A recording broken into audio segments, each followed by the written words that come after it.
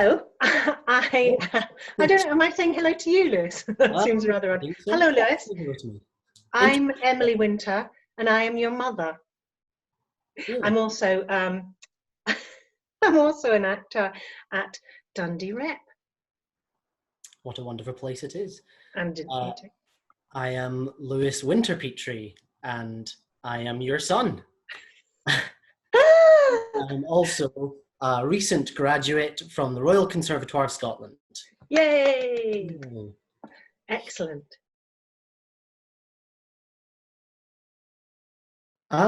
It was an interesting experience. It was a very very different childhood, which I've realised now. But back then, it felt totally normal because it Yeah. was the childhood that I knew.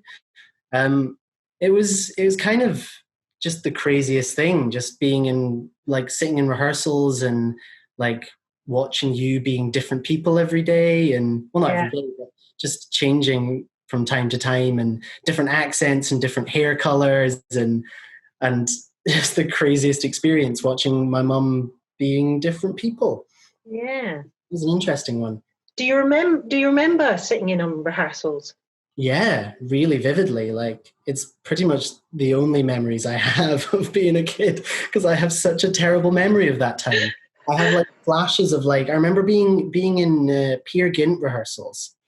I remember Wow, okay. really vividly for some reason, and and watching like old Peer Gynt and young Peer Gynt and just being really weirded out by that. But I don't think you let me watch the actual show No, because it. probably not. I would hope I didn't. Yeah, but I sat in on rehearsals. Before social services get involved. What age was he? Yeah. Yeah. Yeah, I remember that really vividly, which was really interesting. Uh-huh. And just being like living in dressing room one, that was amazing for just a Yeah. chunk of my life. Just like having all of the like everyone was just so welcoming, and I remember like all the techies turning dressing room one into my bedroom. And I had a little bed and a Spider-Man 2 poster on the wall, and like one of those chunky TVs sitting on the kind of like makeup table, watching movies on DVD, watching Yeah. Spider-Man. It was good times. I Yeah. remember like we got to the end of a movie one time, and I came out into the corridor at stage left, and just was like I was just like, oh, I don't know, I'm not very tired. I've finished my movie. Let's go and see what Mum's up to. Walking out into the corridor, probably like 5 or something, and seeing John Macaulay on the table, just like covered in blood with a leg missing, just like, oh, hey, Lewis, how's it going? Just like, ah. Hello. Yeah, that's a bit of a crazy Yeah, upbringing, isn't it? yeah, that I was mean, the. when you were younger, you'd Was have a young been one. you'd have been 4, yeah, about 4, I think, Yeah, when you were in dressing room one, yeah. which It was nice. which is the dressing room that's usually used by stage management, and they gave it up Yeah, for Lewis to have as a bedroom. it's so sweet. Yeah, Yeah, it's nice as well because it's like it's slightly smaller than all the other dressing rooms. I feel yeah. like is it originally designed as like the star dressing room because it's the solo dressing room, whereas all the Uh, other stuff too. well, maybe. And it's Yeah, dressing room I one, don't know. like when it was Yeah, first built. That's what it feels like anyway. But possibly. there is Yeah, no star because it's an ensemble. you were the star. Oh yeah, yeah. I was the star. Always been hidden in the corner, being like, "Hello, what's going on?" Yeah. I And do you remember. remember? Do you remember like you used to run around the auditorium while we were warming up for shows Yeah, in your PJs? Like, jumping over the chairs and yeah. trying to find hidden treasure, trying to find change that people had dropped. I think I found like a pound coin one time and was determined that I'd find loads more if I just kept looking. Uh I remember being like, "Oh, I'll pick up all the rubbish and I'll help the cleaners." huh. I thought I worked there or something. Yeah. And getting like sitting when I got a little bit older, sitting on the computers in like just outside of box office, and just playing games after school, waiting for you to like come out from rehearsals and go and get dinner or something. And I Yeah. remember just the people like Carol at box office, just making sure I'm all right, and Nils giving me little tasks to do on the computer, like being like, can you copy all these files into this thing? And then give me 20 quid at the end of it. I was like, I'm minted, absolutely minted. Wow. Or like And did you not, you used to make money off of Jemima as well, did you not, when she was artistic director? Yeah, just like, I don't think that was my idea though, was it? No, I think it was hers. Was it? Yeah. Because she just couldn't help it. Yeah, she as soon as she told herself she wasn't allowed to swear because there was a child in the room, she just couldn't stop herself. Like, don't think about pink elephants. Yeah. Of course, then all you're going to think about is pink elephants. And you made quite a lot of money out of that, didn't you? Yeah. Well, good times. Back when I had some money. Yeah. And not a poor post-student. Yes. Yeah. I remember, like, back when I was living in dressing room 1, I would fall asleep on the little bed, and then I'd wake up at home, and I just thought it was the most magical thing. And I was like, I thought there was some weird magic going on at Dundee Rep. That's amazing. But then I woke up one time when you were carrying me to a taxi. Yeah. Ruined. The magic was ruined.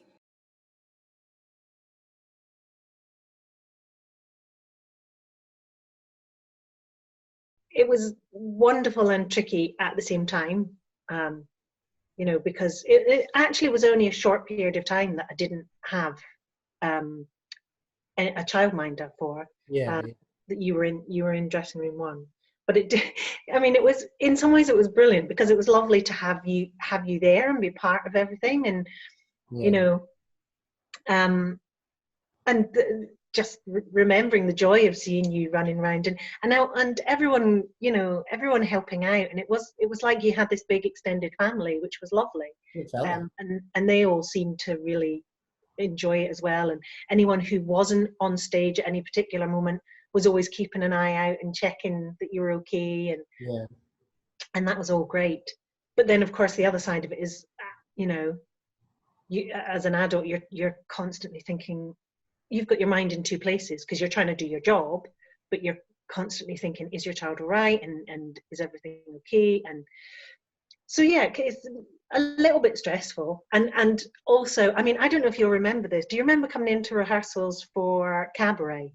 I mean, I know this has become a bit of a Dundee Rep theatre story. Yeah, I know the stories, but I don't. Mostly promoted by Richard Conlon, I have to say. Yeah. So at one point, you had to come into rehearsals during Cabaret, and you were pretty young at that point, and you were sitting in the pushchair, and you just didn't want to be sitting in the pushchair. And this was when we did Cabaret the first time round, so Hamish Glenn was directing, and I was in the Kit Kat Club, and we were rehearsing, we were trying to do the kick line in the Kit Kat Club, and you were not happy. Now, Richard Conlon will tell you, and he believes this to be the truth, that every time I started to dance, you started to cry. But I just think that's mean. I don't think it was that. You just didn't want to be sitting in your pushchair. And so I ended up having to... Yeah, critic even then. So I had to take you out of the pushchair and literally have you on my hip as I'm dancing the kick line. just I mean, you think back to it and you go, how was that even happening? Madness. Yeah. But the fact that, people were allowing that to happen, Hamish was really great about it, about letting you be there. And then that's really interesting that you said that about the magic of going to sleep in the bed and waking up in your bed at home, because that's one of the things that, I often wonder how much you remember about those times, and like me coming into the dressing room in full costume and makeup, cleaning your teeth and reading you your bedtime story must have been bizarre for you. Although, as you say, you didn't know anything else, so you just accepted it. And then, of course, at the end of the night, that was the hardest bit, because you were fast asleep, and children at 4 are quite heavy when they're asleep, and so I'd have all of your paraphernalia. No, just But I would have your bag with all of your stuff, you know, that things to keep you entertained, and you know, your clothes that you'd had on before you go into, and then I'd have all of my stuff, and I didn't drive then, so literally I'd be bundling you all the stuff out of the stage door into a taxi, because you know, and then I'm trying to get out of the car, get at the other end, getting out with you and everything, and trying to get my keys, and you know, yeah, it was quite tricky. Yeah. And yet somehow you managed to do it without me waking up most of the time. Well, so it would seem, which is good. You slept well back I was then. a heavy, heavy sleeper. Yeah, Yeah. yeah. That was some crazy stuff. I used to fall, like wake up on the floor quite a lot. Like I'd like not as I fell out of bed, but like later on, having fallen out of bed and not woken up. Just vaguely remember that. Yeah, actually, I think I remember that as well. That's why I had Yeah, to get a double bed quite early. yeah. I liked that though. That was good. But what do you think? Because I suppose, you know, part of dealing with having a child whilst working at the Rep is the same. It's the same question for both of us in a way of, you know, the guilt that I felt that quite often, you know, as you were getting older and you were in school, and then you'd come out and you'd go to after school club and all of Mhm. that, you know, and we were in, as it is at the Rep, you know, you're in rehearsals during the day, you maybe got an hour and a half off for dinner, and then you were back in getting ready for the show at night. So Yeah. it did mean that quite often I wasn't getting to see you, I wasn't getting to put you into bed at night, Yeah. and so we had to kind of make the most of any time we did have Yeah. together. Well, I think that was the beauty of it, and the sadness, isn't it? Of we didn't get to spend as much time together as a lot of people do, because you were working days and nights. Yeah, But it meant that the time that we spent together was more special, because yeah, it was quality over quantity. yeah, Because we always had Sundays. Sundays was a big deal, because it was like yeah, you pretty much never worked Sundays yeah, 99% of the time. yeah, yes, Um, yeah, there are yeah, those exceptions, but then that's the industry, isn't it? yeah, But yeah, like just getting the time that we did was great. And I remember, like, because obviously there was that period of time when I was really young when I was at the Rep, but yeah, then when I got a little bit older and I had childminders, I was kind of in and out of the Rep sometimes, which was nice. So it still felt like I was connected to it. But the other thing yeah, was, like, I would force myself to stay awake at night when you were doing shows so that I could hear you come in. I remember that. And just like I remember listening to hear to see if you would come in, right, whoever the childminder was, if it was like Gemma yeah, or Adele, being like, yeah, oh, Lewis is still awake, if yeah, you want yeah, to say hi. yeah, um, yeah, that was an interesting one, because I was like, I wanted to make sure that you got home, and I wanted to see you before I went to sleep. yeah, I think that was one of the main things that it was difficult. It was the night times, because during the yeah, day I was active doing stuff. I was with people, and yeah. then it was when I went to bed, I'd suddenly be like, I would quite like to see my mother before I go to.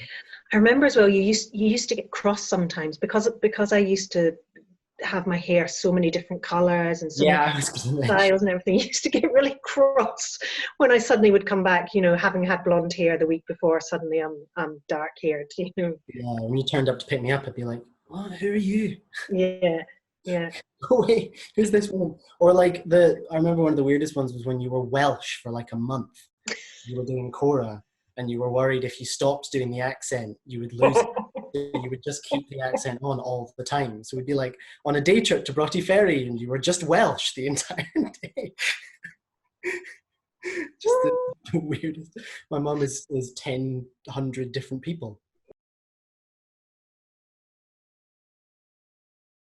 You were quite well supported. Like the Rep was great about Yeah, letting you bring me in and yeah. I think it was brilliant actually. wanted to be in. Because there was never I never felt unsupported. Um, yeah, I mean, particularly at that time, you know, when I was struggling a little bit with childminding, Hamish was fantastic. And then, you know, throughout the years, as you were growing older, so everyone was so accommodating. Each new person that came in was just so good about it. It was great. Yeah, I don't know how common that would be, to be honest, in theatres, but I don't know whether that's maybe part of the joy of the ensemble, because it does feel very much like a family. Yeah. That you have a real relationship with people over the years. Well, I've known Annie and Irene my entire life. Yeah, yeah. I mean, you were 10 months old when Yeah. I started work there. My entire life minus 10 months. Minus 2 months. Yeah. No, 10 months. 10 Oh months, my God, thank God I became an actor. Imagine if I'd gone into anything to do with numbers. Well, let's not even talk about that. Yeah, of course, exactly. So no, I think people have been over the years have been absolutely brilliant. And there is, like, you know, there's also, of course, Annie's Finn and Lewis, you know, who are not massively different in age from you, and you know, all the times we used to go up and you'd play with them, and you know, so we have got. They would like let me use their toys and stuff. Yeah, exactly. And then of course when James. It was so cool. Yeah. They were. I was like, oh, these cool older boys. Yeah. They know. Yeah. And then James and Bev. Yeah. You know, and well, like Cameron was such a great friend for such a long time, and we would go and hang out at the Rep together, and yeah, that was just the coolest thing. And yeah, we shared that experience for a little while. Our paths intertwined, and we were both the Rep kids for a while. Yeah. And getting to hang out in James's office, that felt really cool, because I remember before then that was like one of the only places I was like, oh, don't go in there, that's the director's office. But then that was cool. Yeah. Like getting to go in there with Cameron and being like playing games after school before going to orchestra or that sort of thing. Yeah. And just knowing everyone in the building, just being like, oh hey, and everyone was just so happy to see me, which was so lovely. Even though it was kind of they were because they all like you so much, they were sharing. Yeah. It felt really nice. It was like, oh, you're Emily's son. Yeah. Oh, that's so nice. Your mum's the best. She's just so lovely. And just like even just people in the audience. Okay, stop squinting. Stop being embarrassed. It's true. Yeah. Even like members of the community who like will have come to see the shows over years. Yeah. Like they'll know who I am because I'm your son. It's the strangest thing. And like that motto that I always heard from people, not motto, but that thing of like, oh, I remember you when you were this high. Just always putting their hands somewhere near the ground, often to ridiculous sizes. It's like, I don't think I was ever that high. Yeah. Yeah, it's so sweet. So not just support from the building, but support from the community. Yeah. And their support for the Rep. Yeah. Which is nice. Yeah, brilliant. I mean, yeah, I think how, you know, it's for anybody who has kids and works, it's always going to be difficult finding that balance between how much time you have and but as you say, I think as long as, I guess I've always felt that as long as you have a really strong bond and you make the most of the time that you do have. I don't know. I always loved being at the Rep, and I loved the theatre, and I loved watching all the shows that you guys did, like some of which I would come to about 100 times. I remember I saw Sunshine on Leith just too many times to count. It was ridiculous. Well, it wasn't, because it was amazing, but but I, for some reason, I still didn't really consider it as a job. But then I think that's because like I wasn't really thinking about any job when I was a kid. I wasn't like, other than like, because a lot you watch TV shows and stuff, and it's like jobs are kind of put out to you as like kind of really those, you go, there are only like 5 jobs. You can be like a doctor, a policeman, a fireman, or something like that. Those are jobs. And I was like, even though I knew that you got paid to be an actor, I wasn't kind of aware of it as a career when I was that young. I remember like walking along. We were walking from my primary school. We were walking through like the university campus, and we walked past the library. And I just said to you, "I'm going to be a librarian when I grow up. So you And did. I want to be a librarian because I loved reading. I just Yeah. loved reading, and librarian was a job. Yeah. I knew that Yeah. was a job. So I was like, yeah, I'll be a librarian. That's Yeah. what I'll do. Or I'll be a fireman, you know, fairly similar. I'll be one of those. You know. Yeah. It's, you know, it's the same career path, really. It's just a divergence at the end. So I don't think, but then I did like, I enjoyed doing like the rep youth theatre and that sort of thing. So I definitely enjoyed performing. Yeah. But I don't think it was until like I started DSNT, and I started doing shows with them, and I was like, yeah, I could do this. Like I could, if I could do this as a career, that would be amazing. Mm-hmm. And I'd kind of always loved it, so it made sense. But I just never really thought about doing it as a job for some reason. I mean, partly because you and every other actor I ever met constantly said, "Don't do it. Just don't be an actor.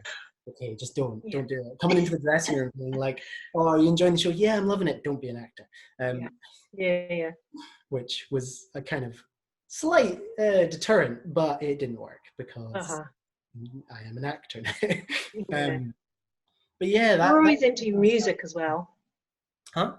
You were always into your music as well, Yeah, I loved music. playing and singing and stuff. Because even then I was like, I loved my music, and I really enjoyed computer studies. So doing like coding and all that sort of thing, like cybersecurity really interested me. So I never really decided to be an actor, I don't think. I still don't think I still don't know what I want to be when I grow up. Yeah. You know, I'm an actor now, and I love it, and I'm so glad I chose this. But I don't think you have to define yourself as one thing, because I'm using this time to do a bit of computing stuff, and you know, it's good to have backups, isn't it? Absolutely, yeah. Yeah.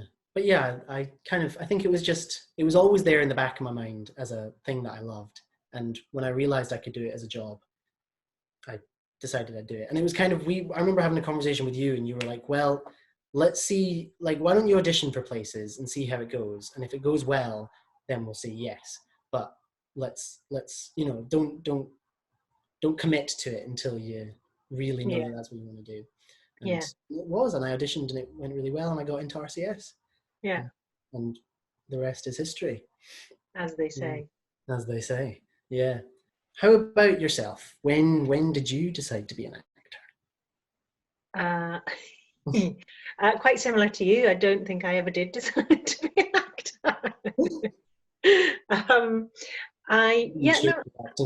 Acting life chose you. Well, no, not even that really. I think I kind of slid into it. Basically, I grew up with a mother who just watched Doris Day films constantly. So I kind of liked that. I liked watching Doris Day being Calamity Jane and what have you. And I remember thinking, I want to do that as in I want to be an actor, but I want to be that person. I wanted to be Calamity Jane, you know, rather than. And then I started singing in a band when I was like 15. And so I enjoyed that. And then I was in one school play, Oliver, of course, because everybody does Oliver. And I got good reviews for that. When I was at school. Oh yeah. Talk of the town. But I wanted to be a teacher. And then I think because when I started singing in the band when I was 15, I suddenly discovered a social life, which I'd never had up until that point. And so I did that really stupid thing, because I'd been such a good student or pupil up until then. I studied hard, and suddenly I stopped studying just when it kind of was getting important. And so I kind of messed up my A-levels and ended up only getting one A-level when I started out taking 3. And so, so my career path that I had decided upon suddenly was looking a bit shibbly. And we had a careers advisor at the time, which is quite extraordinary now when you think about it, who advised me to go to drama school. And I didn't really know what drama school was. Yeah. have a clue because there's no The no opposite history of advice you usually get. what's that. The opposite advice you usually get from Well, careers advisors. yeah, and particularly, when I hadn't kind of gone in with that notion in my head, because we didn't have any acting in my family, history. Yeah, yeah, Um, so yeah, they advised me to go to drama school. They even advised the drama school that I applied for, which ended up being the one I got into. Um, but so yeah, so it's too long a story really. But I was like, oh, okay, no idea. So I auditioned for various drama schools, got in at the day that. So I grew up as you know, in a small village and in the West Country, and then went to London to audition, and of course was very excited. So I was 17 at the time. Um, Suddenly I'm in London, staying overnight in a hotel. It's like, oh wow, it's a big city. it was And a I key had no. experience. What's that? I did the same thing. I just spent loads of time in London when I was auditioning. It was just like, Yeah, I know. It's great. So I auditioned for Central and got a recall. And the next day I had my audition for East 15, which was where I ended up going. But because I knew nothing about what I was doing, I thought that the recall at Central meant I'd got in.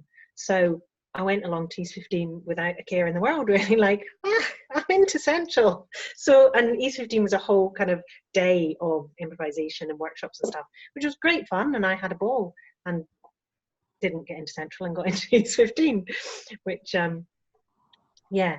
So, yeah, just kind of went that way. Um, and yeah, and just kind of carried on. And that was that. yeah, So it wasn't something that I kind of set out to do, but I do love it. yeah. Yeah. And you've been doing it a wee while now. Yeah, it's probably a good job that I love it, really, isn't it? Yeah, Yeah. yeah. But I still haven't played Calamity Jane. No, okay. That's shocking. We'll Uh-huh. fix that soon. Yeah. Well, I mean, kind of fortunately and unfortunately, I was still in my final year when this all kicked off. So, I mean, very sadly, we did our first night of our big main stage show, huge, big budget set, sparkly lights and everything. It was like, Which I woo, didn't get to amazing. And then see. opening night and then cancelled, which was devastating. But yeah, and we were at that point, we were like, we only thought it was going to be like a few months. We were like, oh, we'll hopefully be back in time to do our next show. So it's disappointing, but it's not the end of the world. And then it was like, oh wait, okay, this is gonna last a while. So we had the Easter holidays, and then we came back and we had some like workshops, which were really cool. Like that's one of the amazing things that's come out of all this is that like casting directors and agents and like successful movie stars and all of that have just made themselves so available to the graduating year of 2020 in like we had FaceTimes with all sorts of amazing people giving us advice on auditioning and self tapes and how they got forward in the industry and it's just been we've had some amazing advice from some people who otherwise would have been too busy to be able to offer that. I mean, obviously, they would have loved to help, I'm sure, but it's having that time to actually make themselves available, which has Yeah. been incredible. So a lot of discussions with people about how the industry works and how it's going to work in the future, and just kind of planning as much as possible in these uncertain times I'm gonna how any of us are gonna continue to work and how I want to shape my career in the aftermath of COVID as an actor.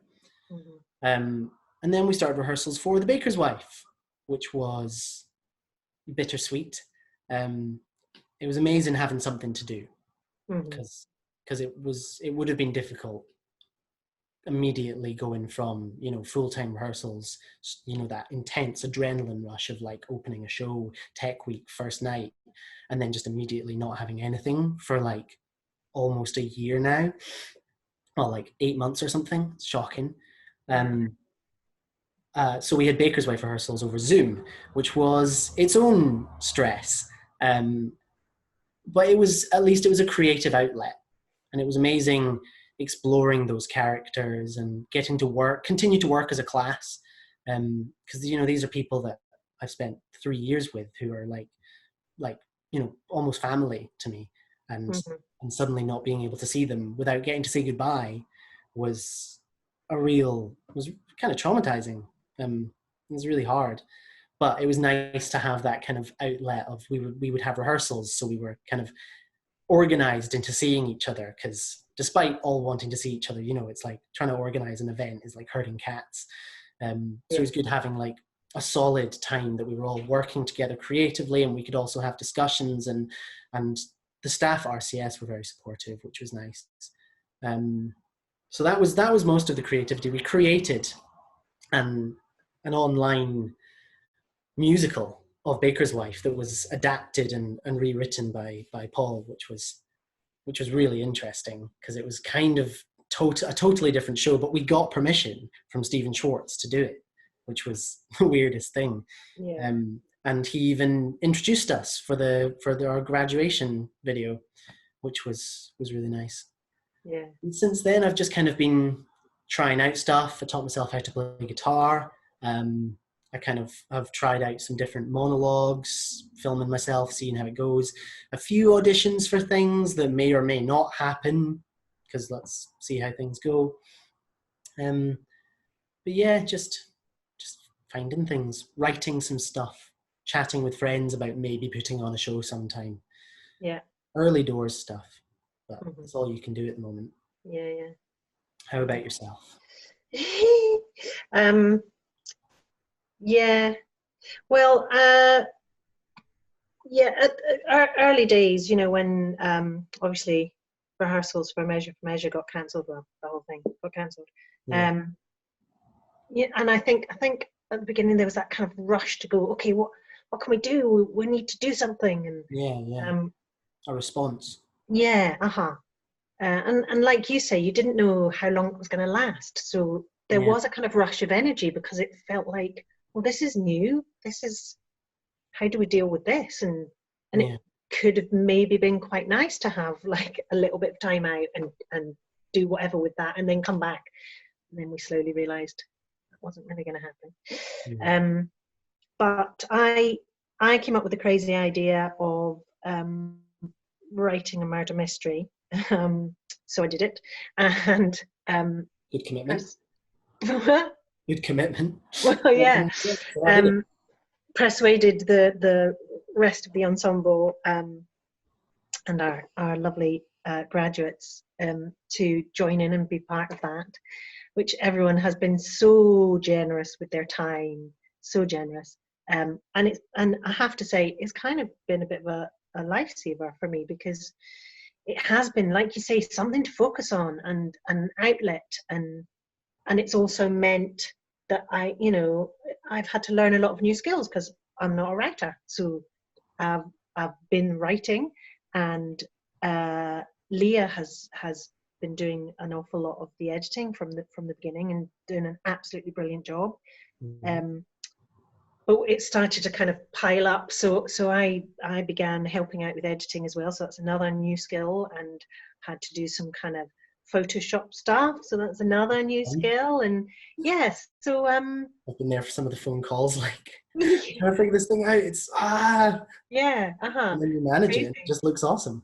Yeah, and then getting everyone together to sending out scripts to everyone, and then having to organize getting people together to do Zoom rehearsals, and all of that stuff. So it has taken up quite a lot of my time during lockdown, which has been great, and you know lots of folk have been really enjoying the results of that. So that's been fun. Apart from that, I don't know if I've done much creatively. Oh, I wrote I entered a competition for a short story, flash fiction it's called. Haven't heard back from that. But again, I think it's just giving yourself little tasks. I guess now it's just waiting to see what the next bit of time brings for both of us, in terms of where our lives are led. Yeah, we are at the mercy of the of fate. Yeah. We'll see what happens with the industry and with the rep and Yeah. with any chance of me starting my career as an actor. Yeah. Opportunities, will there be any? When will there be any? Mm-hmm. Well, hopefully, fingers crossed, there will be. Yeah. Yeah. But the rep has been an amazing shaper of that, and Yeah. growing up there and growing up with you as an actor and as an inspiration to me, and it's been picking me up nicely, I feel. I'll pay you later, Louis. Yeah, but it has, like, you know, I feel like whatever comes my way, I'll be ready for it. I feel like that's one of the things that my childhood has given me, is that understanding that life is like crazy, especially in the arts, and that you can never be like, any plans you have, they're never going to work out. So just be ready to take opportunity when it comes, and Yeah. don't let things hit you too hard.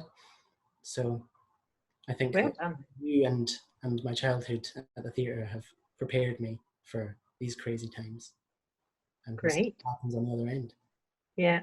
And I can't wait to see what you do next. It's exciting. Maybe we'll do something together. Maybe. Watch this space. It's been nice chatting to you. Yeah, you too. Take Yeah. care. Maybe catch you sometime. Yeah, maybe. If you're Catch ever you on around the flip Glasgow, side. say hi.